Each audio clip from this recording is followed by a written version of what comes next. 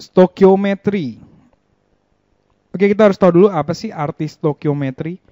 Stokiometri itu merupakan suatu gambaran hubungan kuantitatif antar atom pembentuk suatu zat. Bisa juga stokiometri itu merupakan hubungan kuantitatif antar zat dalam suatu reaksi kimia.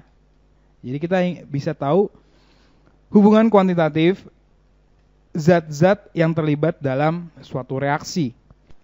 Yang akan dibahas dalam stokiometri itu antara lain massa atom relatif atau AR, kemudian massa molekuler relatif atau MR, kemudian konsep mol, lalu komposisi zat. Kemudian kita juga bisa nanti menentukan rumus kimia suatu zat. Yang terakhir adalah reaksi pembatas. Oke, yang pertama kita bicara masalah massa atom relatif dan massa molekul relatif. Oke, kita tahu bahwa massa satu atom itu sangat kecil sekali jika kita ukur dengan menggunakan satuan yang biasa kita pakai, yaitu kilogram atau gram.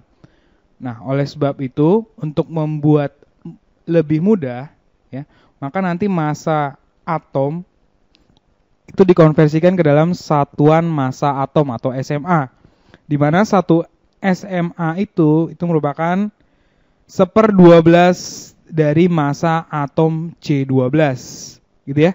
Maka nanti kalau diminta massa atom relatif, nah, ya, kenapa dikatakan relatif? Karena harga ini merupakan harga perbandingan. Harga massa atom relatif, katakanlah ada suatu atom X, ya, berarti nanti AR dari X sama dengan massa satu atom X per 1/12 dari massa atom C12. Makanya dapat nanti massa atom relatifnya itu dalam satuan SMA, satuan massa atom. Kemudian bagaimana dengan molekul? Jika bentuknya bukan atom tapi molekul, sama saja. Maka nanti massa molekul, katakanlah molekul X, itu sama dengan massa satu molekul X dibagi dengan 1/12 dikali massa atom C12. Makanya dapat nanti massa molekul relatifnya itu dalam satuan SMA, satuan massa atom. Oke, dalam suatu atom kita tahu bahwa atom itu terdiri dari inti atom, di mana inti atom itu terdiri dari proton dan neutron. Kemudian ada partikel di luar inti yang bergerak mengelilingi inti yang disebut dengan elektron. Ya. Oke, massa proton dan neutron itu hampir sama. Ya.